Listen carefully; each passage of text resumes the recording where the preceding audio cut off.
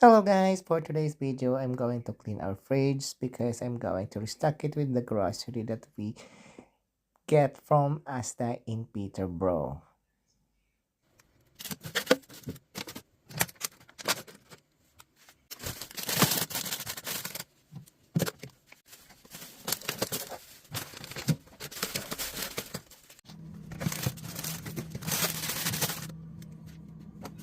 Patties, the steak, and the boneless chicken thigh, and the beef here. And some of the meat we are already divided into portion that we are going to cook. So you see this one, so one cook, so one portion per person. So yeah, chicken, I already divided it in a plastic.